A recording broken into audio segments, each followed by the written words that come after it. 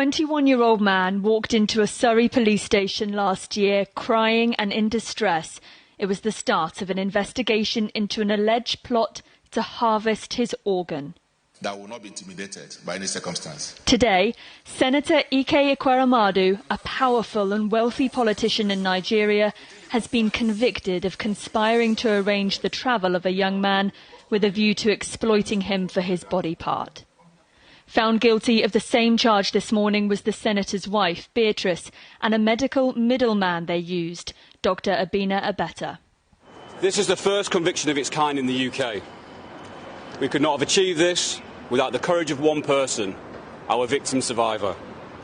I want to commend him for his bravery in speaking out. The Old Bailey heard how the victim, a street trader from Lagos, was offered £7,000 to come to the UK and promised a new life here. But the real plan, the jury was told, was that he would donate his kidney to the Ekweremadu's daughter Sonia, seen here at the front, who has a serious kidney condition. It's not illegal to donate a kidney, but it becomes criminal if there is a reward of money. They were pictured together before the proposed operation. He can't be identified for legal reasons. Today, Sonia Ekweremadu cried in court as she was cleared by the jury. The alleged plan hit problems when the Ekweremadus took the 21-year-old to start the transplant process. The court heard how the victim came to this London hospital and that he didn't understand why he'd been brought to the UK until he met a doctor here. That doctor said the young man was not an appropriate donor because he hadn't had any advice about the risks of surgery and didn't have the funds he'd need for lifelong care. So the operation was refused. The jury was told the Ekweremadus then continued the search for a donor, and this was when the victim was able to escape.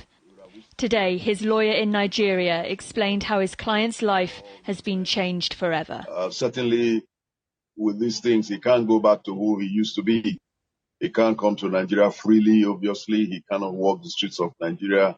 The cheerful part of it is that he's excited that he was able to stand up for himself. And this decision to do that and seek help from the police has now created a historic legal precedent. And that's because this is the first case where a conviction has been secured using the organ harvesting element of the Modern Slavery Act, a relatively new piece of legislation brought in 2015. But prosecutors have been criticised for the lack of convictions they've secured under it. Ike Ekweremadu, Beatrice Ekweremadu and Obina Obeta will be sentenced on the 5th of May. OK, Ellie Pitts outside the Old Bailey.